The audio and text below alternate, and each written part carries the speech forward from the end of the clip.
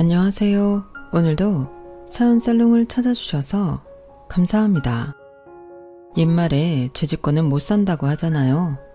그런데 가만 보면 요즘엔 오히려 죄지은 사람들이 더 잘 먹고 더 잘 자고 더 잘 사는 것 같아요.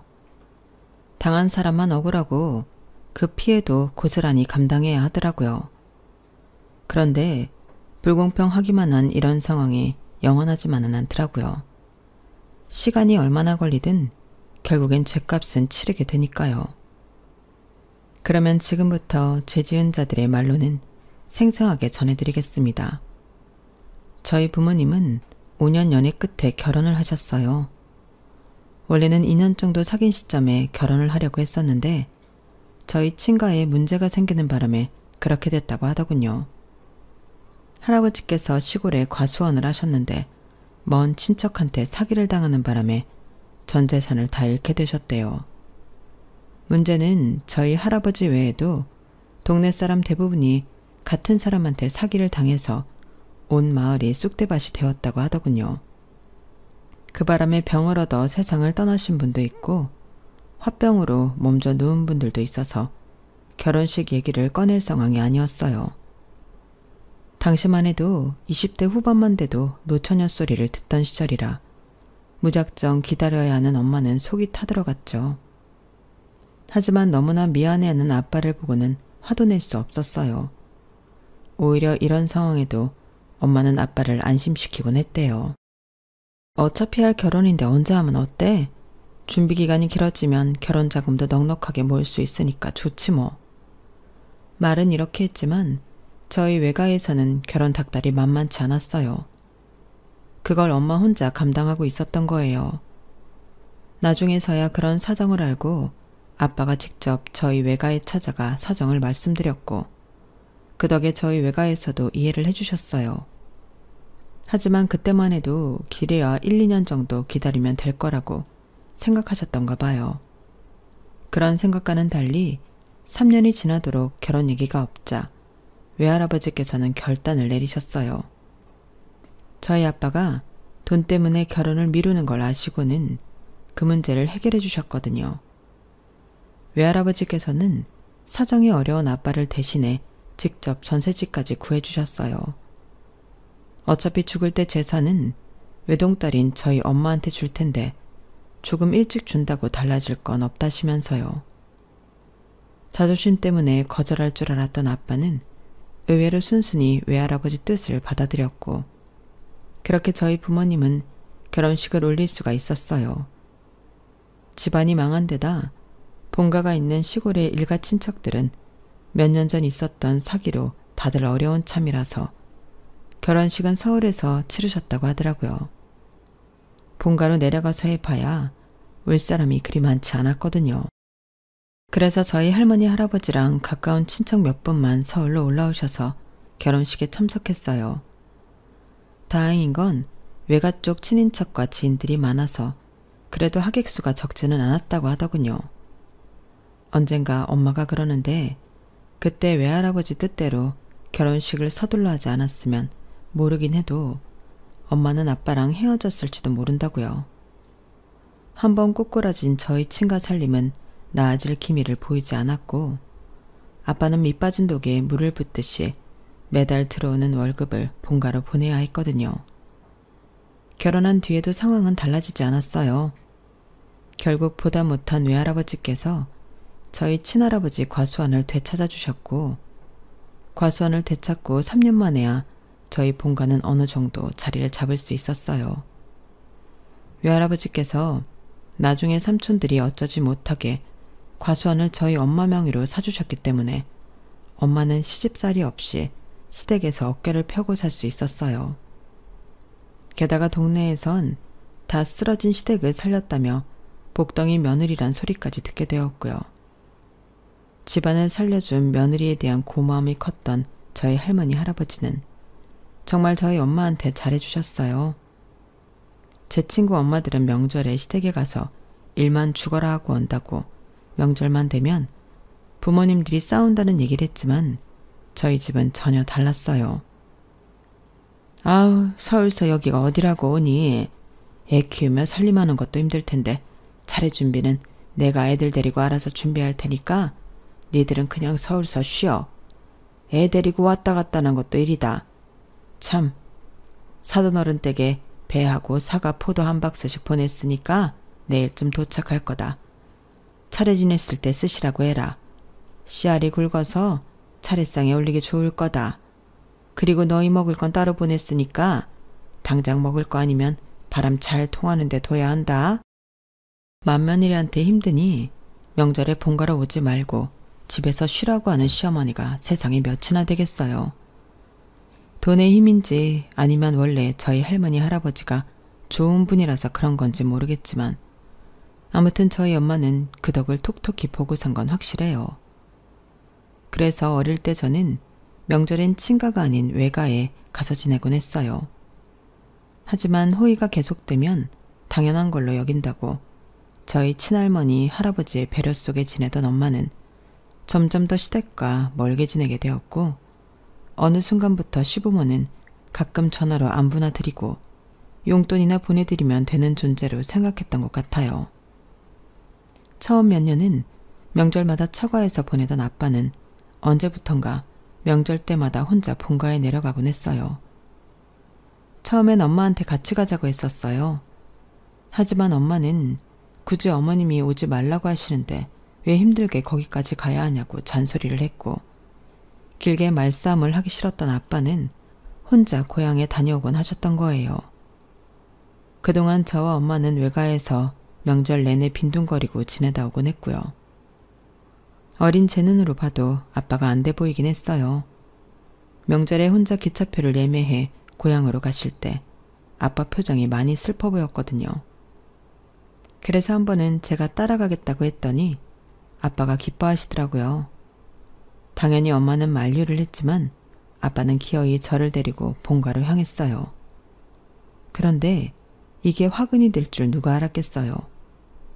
오랜만에 찾아온 아들과 손녀딸을 보신 할머니 할아버지는 매 끼니마다 상다리가 휘어지게 차려주셨고 삼촌과 고모도 저를 얼마나 예뻐해줬나 몰라요. 모처럼 명절다운 명절을 보낼 수 있었어요. 하지만 너무 들떠서 그랬을까요? 동네 아이들과 함께 온 동네를 누비며 달리던 제가 다리를 헛디뎌 다리미 개울가로 떨어졌고 그 바람에 이마가 깨져서 피칠갑을 하게 된 거예요.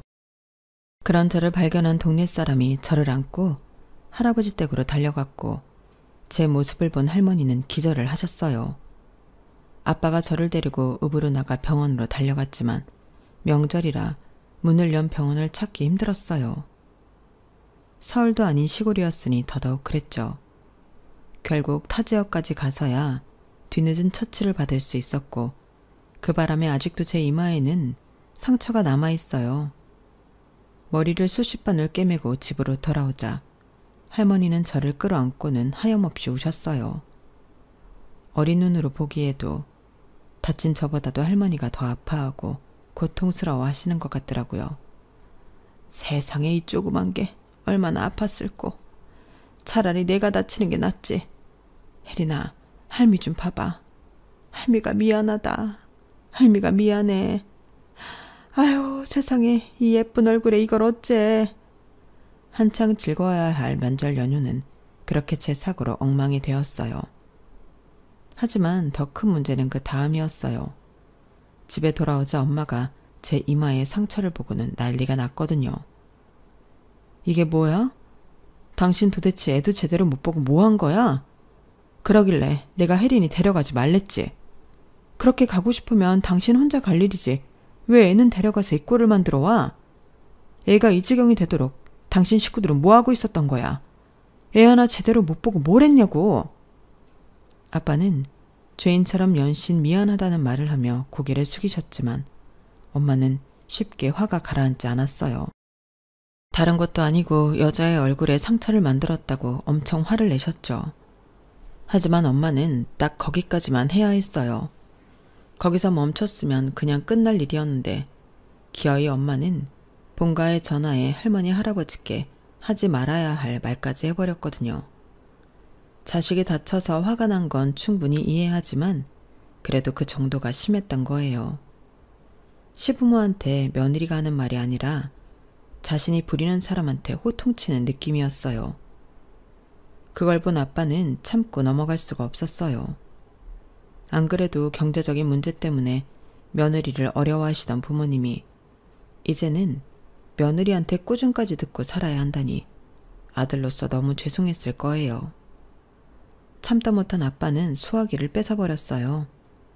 그리곤 참았던 말을 쏟아내기 시작했죠. 그만 좀 해. 혜린이 다친 게 엄마 탓이야? 애가 놀다가 다친 거잖아. 그러니까 애초에 왜 애를 데리고 거길 갔냐고. 애를 데리고 갔으면 옆에서 챙기기라도 했어야지. 왜 밖에 내보내냔 말이야. 우리 혜린이 지금껏 나나 우리 엄마랑 있을 땐 손톱만큼도 다친 적 없었어. 왠지 알아? 엄마랑 내가 애한테서 눈을 떼지 않았으니까 그런 거라고. 근데 어머님은 뭐야? 혜린이한테 애들이랑 밖에서 놀고 오라고 그랬다잖아. 왜 애를 혼자 밖에 보내냐고. 그럼 애를 집에서만 끼고 있어야 되니? 서울에서 못 뛰어노니까 시골에서라도 실컷 뛰어놀게 해주려고 그러신 걸 모르겠냐고. 넌 어떻게 모든 걸 우리 엄마 탓으로만 돌리려더니? 네 눈에는 돈 없는 시부모는 어른으로도 안 보이는 거야? 너 우리 부모님한테 하는 거 보면 집에서 부리는 하인대 하듯 해. 이래라 저래라 명령하고 네 마음에 안 들면 전화해서 지랄하고 어딜 며느리 무서워서 살겠냐고. 아니 내가 뭘 그렇게 함부로 했다는 거야? 진짜 모르겠냐? 좋아. 그럼 지금부터 나도 네가 우리 부모님한테 하듯이 너네 부모님한테 할 테니까 네 눈으로 똑똑히 봐. 평소에 네가 어떻게 행동했는지. 그날 엄마와 아빠는 밤 늦게까지 말다툼을 하셨어요. 그리고 그날부터 부모님 사이는 전과는 확실히 달라졌어요. 눈에 보이지는 않았지만 매 순간 전쟁을 벌이는 것 같은 기분이 들었거든요. 가족끼리 외식을 하는 일도 없어졌고 나들이를 가는 일도 없었어요. 전에는 주말에 마트도 같이 가고 외갓집에도 수시로 가서 저녁을 먹고 오곤 했는데 부모님이 다툰 그날부터 모든 게 달라졌어요. 특히 외가를 대하는 아빠가 말이죠. 아빠는 엄마가 본가에 가지 않는 것처럼 외가의 발길을 뚝 끊으셨어요. 저희 집에서 외갓집까지는 걸어서 5분 거리였는데 아빠는 그 짧은 거리를 아예 머릿속에서 지워버린 것 같더라고요. 전에는 외할아버지와 종종 낚시를 다니셨는데 이후로는 낚시 가자는 외할아버지 제안을 전부 거절하셨어요. 게다가 김장 때는 외가에 가서 배추도 씻고 무거운 짐도 나르며 일을 도왔었는데 그것 역시 모두 그만둬 버렸어요. 아예 외가의 발길을 끊어버린 거예요. 외할아버지 생신이나 어버이날에도 아빠는 일을 핑계로 외가에 가지 않았어요. 그렇다 보니 언젠가부터 외가에서도 아빠는 부르지 않게 되었어요. 이제 부모님 사이에 남은 건 정이 아니라 서로에 대한 미움과 서운함 뿐인 것 같았어요. 두 분이 언제 헤어져도 이상하지 않을 것처럼 보였거든요. 부모님이 이혼을 한 건 제가 중학교 3학년에 올라가던 해였어요. 살던 집을 팔아 거기서 예전에 외할아버지께서 내주셨던 전세보증금을 제하고 분할을 하기로 했는데 아빠가 그러지 말라고 하더라고요. 자신이 받아야 할 목 대신 시골 과수원을 명의 이전해달라고 말이죠. 액수로 봤을 때 아빠가 손해였지만 아빠한테는 돈보다는 부모님의 과수원이 더 소중했던가 봐요. 어찌됐든 그 덕에 엄마는 집을 팔지 않아도 됐고 여전히 저와 둘이 그 집에서 살 수 있었어요. 아빠는 집을 나가 회사 근처 오피스텔에서 생활을 하셨어요. 하지만 몇 년 뒤 제가 대학에 들어가던 해에 아빠는 회사를 그만두고 본가로 내려가셨어요. 아빠 말로는 회사에서 제시한 희망퇴직 조건이 좋아서 그런 결정을 내리셨다고 하는데 자세한 내막은 저도 잘 모르겠어요. 엄마는 이혼을 하면서 아빠한테 양육비를 청구하지 않았어요. 그래서 외할머니는 툭하면 엄마한테 헛똑똑이라고 그러셨어요. 남들은 위자료도 받고 이혼한다는데 넌 어떻게 된 게 받아야 할 양육비도 못 받고 이혼을 하니? 아주 한 서방만 좋은 일 시켜줬지. 아무것도 없이 몸뚱아리 하나만 들고 와서 누릴 거 다 누리고 살다가 갔으니 말이야. 아유, 분통 터져. 이 사람이 참. 뭐 듣기 좋은 소리라고 애 앞에서 떠들고 그래. 앞으로 이 집에서 한서방 얘기는 아무도 꺼내지 마. 배은망 넣고 놈 같으니라고. 외할머니와 외할아버지께서 저희 아빠는 철천지 원수대하듯 하셨어요. 하지만 두 분이 그럴수록 엄마는 더더욱 아무 말도 하지 않았어요. 아니, 할 말이 없었을 거예요. 저희 부모님의 결정적인 이혼 사연은 엄마의 외도였으니까요. 아빠는 그걸 누구에게도 말하지 않으셨고 거기에 대해 엄마나 엄마의 내연남한테 위자료조차 청구하지 않았어요. 애 엄마한테 불륜을 저질렀다는 소문이 나면 엄마뿐만 아니라 저한테도 안 좋을 거라며 끝까지 비밀로 하셨거든요. 그럼에도 불구하고 저를 엄마한테 맡긴 건 오로지 저 때문이었어요. 엄마한테는 돈 있는 친정도 있으니 따로 일을 안 해도 저를 키울 수 있지만 아빠는 스스로 돈을 벌어서 저를 키워야 했기 때문에 옆에서 보살펴줄 여력이 없었거든요. 대신 언제고 아빠가 원하면 저를 만날 수 있었어요. 두 분이 이혼을 하고도 제가 아빠랑 자유롭게 연락하고 만날 수 있었던 것도 이런 이유 때문이었어요. 부모님이 이혼하신 뒤 제가 본가를 찾은 건 대학교 3학년 때였어요. 1년 동안 미국으로 어학연수를 떠나기 전에 인사를 드리러 간 거였어요. 어릴 때 제가 본가에 내려왔다가 다친 이후 만나지 못했던 할머니 할아버지는 그 사이 많이 늙으셨더라고요. 너무 반가운 나머지 할머니께서는 저를 보자마자 눈시울을 붉히셨어요. 떨어져 지낸 기간이 길어서 다소 서먹하긴 했지만 그래도 할머니 할아버지 정을 느끼는 데는 그리 오랜 시간이 걸리지 않았어요. 뭐든 하나라도 더 먹이려고 쉼없이 먹을 걸 내어오는 할머니. 별다른 말씀은 없어도 저를 바라보는 흐뭇한 표정의 할아버지를 보니 이분들이 나를 얼마나 사랑해 주시는지 모를 수가 없었거든요. 연세 드신 할아버지를 대신해 온전히 과수원을 맡아서 운영하시는 아빠를 보니 완전 시골 농부가 다 됐더라고요. 제 기억 속 넥타이를 메고 출퇴근을 하시던 아빠의 모습은 상상도 하기 힘들 정도로요.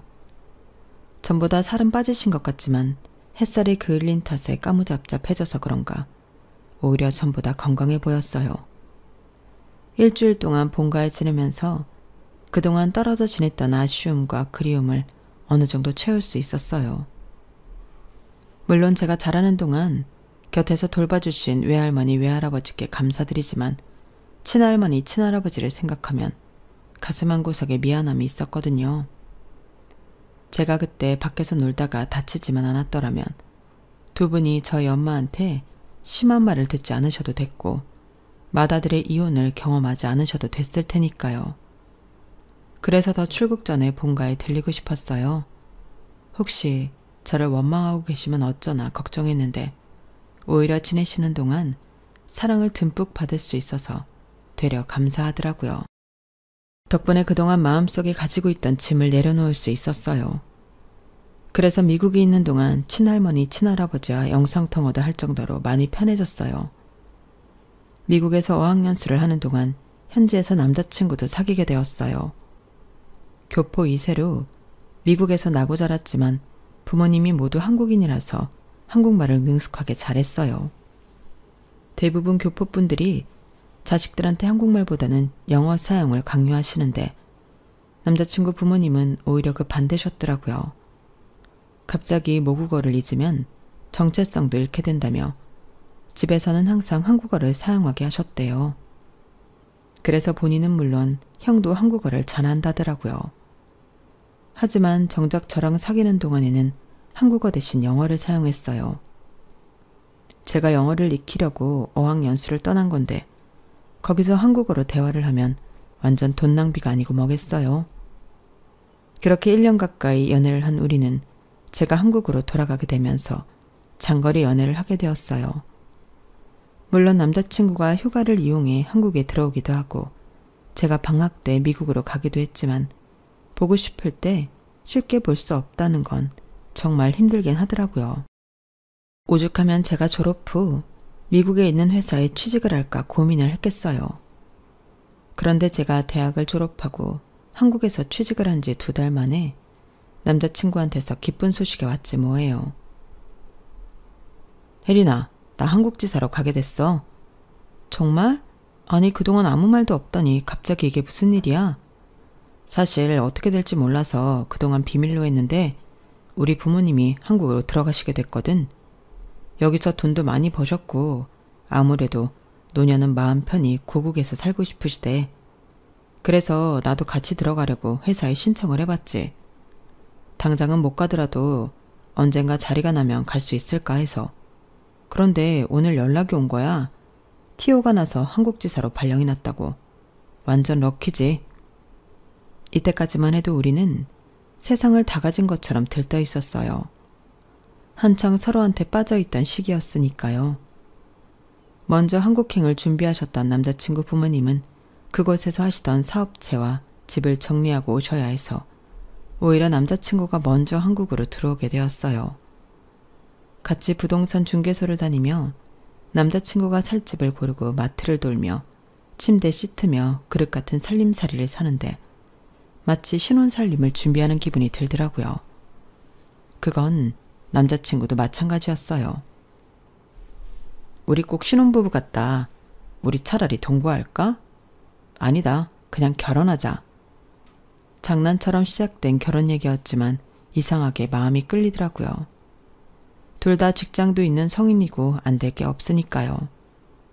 2년 넘게 사귀어오면서 서로에 대한 확신도 생겼고 무엇보다 이제는 떨어져 지내기 싫었거든요.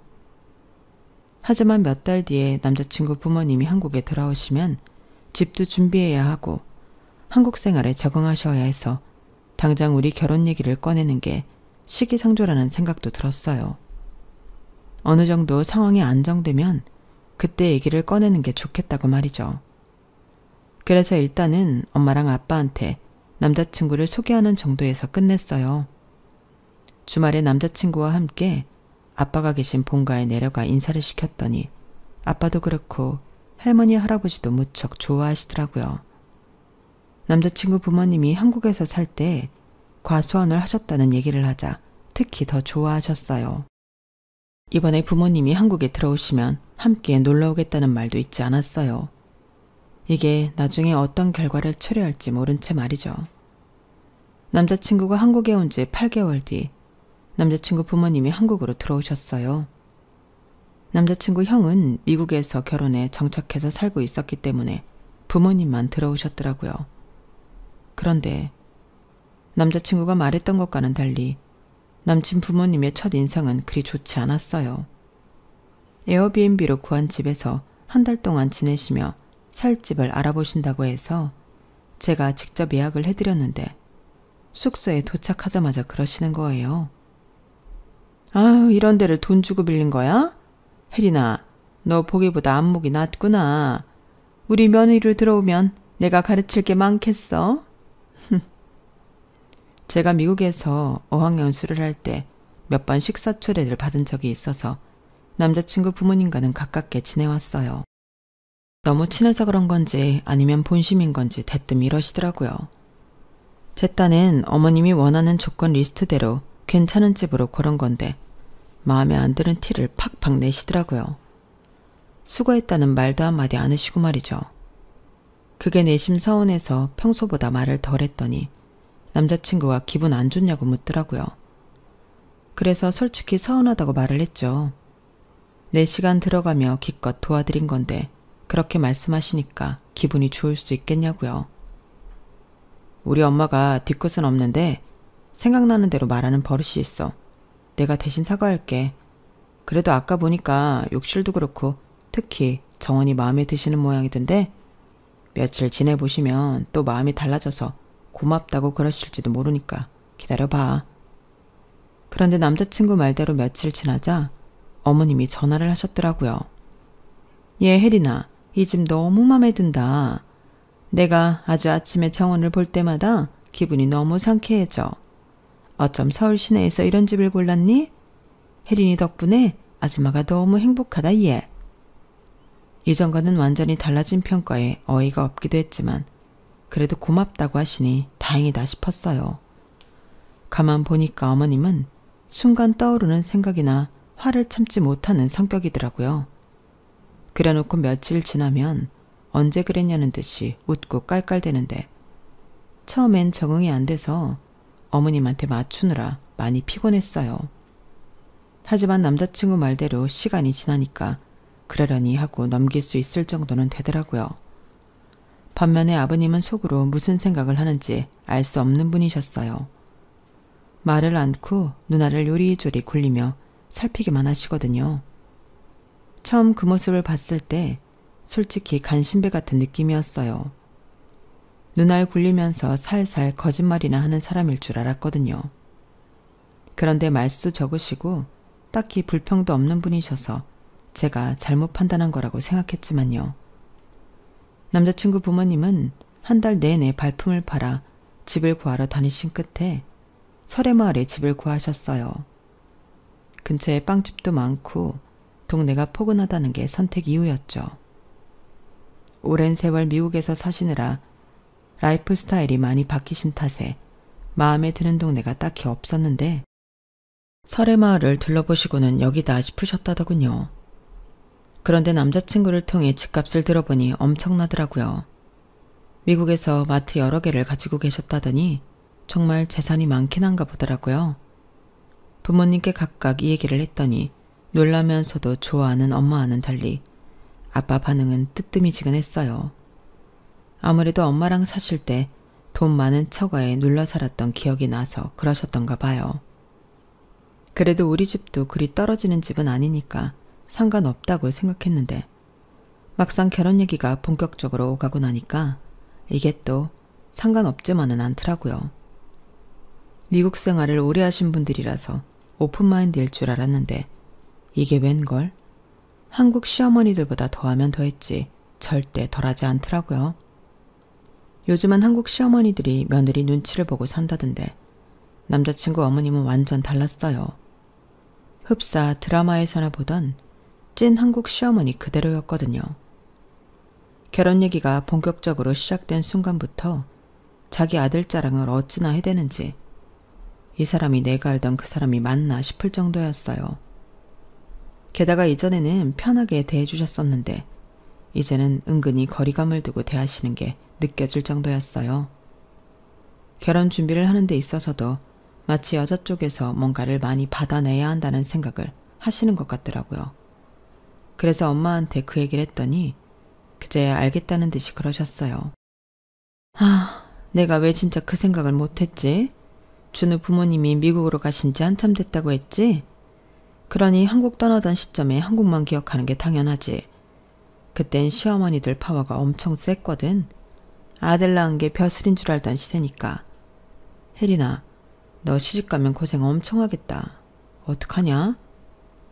엄마는 걱정을 하면서도 남자친구네 재산이 많다는 것 때문에 결혼 반대는 하지 않으셨어요. 엄마가 속물처럼 보일지 모르겠지만 너도 한번 살아봐라. 나이 들잖아. 남자 얼굴? 그딴 거 안 보여. 남자 직업? 그딴 것도 다 필요 없어. 제일 중요한 건 돈이야, 돈. 모든 문제의 근원은 돈이니까. 적어도 돈이 있으면 어지간한 건 다 용서가 되거든. 그러니까 어떻게든 준호 부모님한테 잘 보일 수 있게 노력해. 당장은 몰라도 수십 년 뒤에는 그러길 잘했다고 생각할 거다. 재력과 시댁이 얼마나 중요한지에 대해서 엄마는 1시간 가까이 말씀하셨어요. 그러는 동안 당연히 그 흐름은 제 친가로 번졌고요. 쥐뿔도 없는 집에 시집을 가게 돼서 자존심도 상하는 일이 많았고 때로는 감당하기 벅찼다시며 저만큼은 그런 일을 겪지 않길 바라셨어요. 꼭 엄마의 바람 때문만은 아니었지만 시어머니 때문에 이 사람이다 싶은 남자를 놓치고 싶지 않았던 탓에 좋은 것만 생각하기로 했어요. 나중에 보면 이렇게 넘겨버린 사소한 징후들이 커다란 문제를 만들기 마련인데 그땐 귀찮은 마음에 그냥 넘겨버렸던 거죠. 저희 엄마는 일단 상견례부터 하고 세부적인 건 차차 맞춰가기를 바랐어요. 하지만 남자친구 부모님은 세부적인 것까지 결정지은 다음 마지막에 상견례를 하자고 하더라고요. 그 얘긴 돌려 말하면 세부적인 조율이 되지 않으면 결혼은 없던 일로 하겠다는 계산이 깔려있는 거였어요. 저희 엄마 역시 이런 저희를 모르는 바가 아니었죠. 시어머니의 요구사항은 도가 지나칠 정도였어요. 말도 안 되는 혼수와 예단은 기본이고 모든 일정과 결혼식 구모를 자신이 원하는 대로 따르라고 일방적인 통보를 해왔거든요. 그러면서 말끝마다 재력을 과시하면서 저희 집을 깎아내렸어요. 저희 엄마랑 통화를 하면서도 일부러 대화 중간중간 영어를 섞어가며 일부러 기를 주기로 했고요. 그로 인해 엄마는 자존심에 많은 상처를 입었어요. 엄마랑 아빠랑 결혼할 때만 해도 갑의 입장이었다면 이번엔 철저히 을의 입장에서 결혼 준비를 하게 된 거였죠. 상황이 이렇게 뒤바뀌고 나니 이제야 엄마도 아빠가 어떤 심정이었을지 조금은 이해가 갔던가 봐요. 이혼하고 한 번도 아빠와 연락을 하지 않았던 엄마가 아빠한테 전화해 지난 일에 대해 사과를 했더라고요. 그러면서 예비시댁과 있었던 일들을 전해주었고 얼마 뒤 아빠는 저와 남자친구를 과수원으로 불렀어요. 아빠는 저희 두 사람을 불러 아빠가 왜 결혼에 실패했는지 솔직하게 말씀해 주셨어요. 결혼이라는 게 부모로부터 독립해서 사랑하는 사람과 가정을 이루는 것일 텐데 나는 그러지 못했어. 내 가정을 꾸릴 돈도 없었고 자신도 없었거든. 결국 장인어른 도움으로 가정을 꾸리게 됐고 거기서부터 모든 문제는 시작됐던 것 같아. 첫 단추를 잘못 끼웠는데 결과가 잘 나올 리가 없잖니? 나는 너희가 아빠처럼 실패하지 않기를 바란다. 부족하더라도 두 사람 힘으로 시작해봐. 결혼의 주체는 양가 부모님이 아니라 너희 두 사람이니까. 아빠는 애둘러 말씀하셨지만 아빠 말의 의미는 정확히 알 수 있었어요. 그래서 양가 부모님께 말씀드리고 결혼식을 간소하게 치르기로 했어요.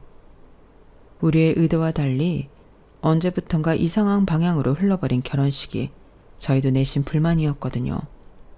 물론 우리 뜻을 양가 부모님들이 받아주실지는 의문이었지만요.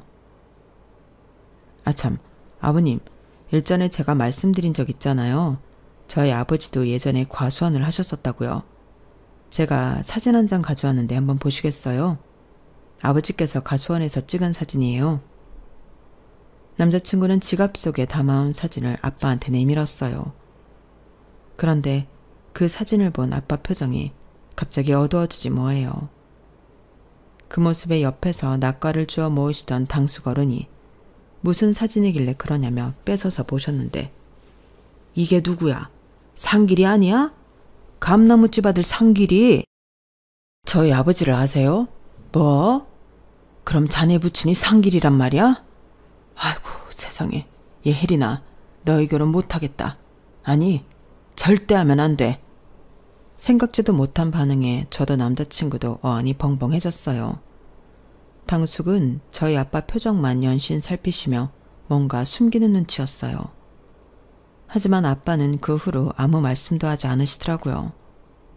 할머니 댁에 가서 점심을 먹고 다시 서울로 올라가려는데 옆 동네에 사는 작은 아빠가 달려오셨더라고요. 그리고는 제 남자친구를 슬쩍 보시고는 깊은 한숨을 쉬시지 뭐예요. 빼박이네. 빼박이야. 와, 이걸 왜 그동안 몰랐을까? 만날 사람은 어떻게든 만나게 돼 있다니 이걸 보고 한 소리야? 영문을 모르는 말만 하시고는 방으로 들어가 아빠랑 한참 얘기를 나누셨어요. 괜히 저는 남자친구한테 민망한 상황이 되어버렸죠. 밥이 입으로 들어가는지 코로 들어가는지 모른 채 식사를 마친 우리는 서둘러 자리에서 일어났어요. 더 있었다가는 기분만 상할 것 같았거든요. 그런데 아빠랑 작은 아빠가 같이 서울로 가시겠다며 따라 나오시지 뭐예요. 그런데 아빠는 작은 아빠 차를 타고 저희 뒤를 따라 서울까지 오셨어요. 그리고는 다짜고짜 예비 시아버지를 만나시겠다며 아버님이 계시는 스크린 골프장으로 찾아가셨어요. 그리고 얼마 뒤 저는 파혼을 하게 됐답니다. 도대체 무슨 일이 있었냐고요? 세상이 좁다고 하더니 어떻게 이런 일이 벌어진 건지. 글쎄 남자친구 아버지가 오래전 고향에서 저희 할아버지와 마을 사람들한테 사기를 쳤던 그 사기꾼이었던 거 있죠. 그렇게 사기친 돈으로 미국으로 이민을 가서는 그동안 호의호식하며 살았더라고요. 사기를 당한 사람 중에는 화병으로 쓰러진 사람도 있고 엄청난 빚을 감당 못해서 스스로 세상을 떠난 분도 있는데 말이죠. 게다가 저희 할아버지는 전 재산을 잃은 바람에 저희 외가 도움을 받으시곤 온갖 수모를 당하셨고요. 이 사실을 전해들은 엄마는 마치 자신이 당한 일처럼 광분하셨어요. 아빠한테 전화해 변호사를 붙여주겠다며 끝까지 싸워서 뺏긴 돈 다 돌려받으라고 하셨어요. 혜린 아빠, 내가 변호사한테 전화 상담 받아보니까 그 인간들 해외에 나가 있는 동안은 공소시효가 멈춰서 충분히 법적 처벌이 가능하대. 그러니까 돈이 얼마가 들든 변호사 비용은 내가 빌려줄 테니까 걱정 말고 최고로 좋은 변호사 구해서 소송해. 이것들이 감히 어디라고 그 더러운 낯짝을 들고 나타나? 아주 제대로 뭉개버리라고. 엄마는 만사 제쳐두고 그쪽 방면으로 승률이 높은 변호사를 구해 아빠와 마을 사람들한테 붙여주었어요. 처음엔 해외 도피 기간 동안 공소시효가 멈춘다는 걸 몰랐던 예비 시아버지는 되려 큰 소리를 치며 세게 나왔다가 나중에서야 사태 파악을 하고는 합의하자며 꼬랑지를 팍 내리더라고요. 하지만 아빠를 비롯해 동네 분들은 전원 합의를 거절하고 법정 싸움에 돌입하셨어요. 자신들이 고통받고 살아온 동안 수십 년을 미국에서 부를 누리고 살아왔다는 얘기를 듣고는 합의할 마음이 싹 사라졌다더라고요. 남자친구를 생각하면 안 된 일이지만 팔은 안으로 굽는다고 저 역시도 결혼보다는 아빠의 소송을 응원하게 되었어요. 그 돈 때문에 저희 부모님이 이혼까지 하시는 걸 곁에서 지켜본 저로서는 도저히 남자를 택할 수가 없었거든요. 현재 재판은 진행 중이고 큰 이변이 없는 이상 승소는 당연한 일이라고 했어요. 비록 저는 이번 일로 파혼을 하게 됐지만 그래도 한 가지 깨달은 게 있어요. 자신이 지은 죄는 당장이 아니더라도 언젠가 부메랑이 되어 내가 가장 아끼는 사람에게 상처를 입힌다는 걸 말이에요. 이게 바로 복은 못 쌓더라도 죄는 짓지 말아야 하는 이유가 아닐까 생각합니다. 지금까지 제 사연을 들어주셔서 감사합니다. 여러분들의 삶에도 매일매일이 복으로 가득하시길 진심으로 바랍니다. 여러분, 사연 댓글에 응원과 현명한 조언 부탁드려요. 좋아요와 구독은 저에게 큰 힘이 됩니다. 오늘도 좋은 일 가득하세요.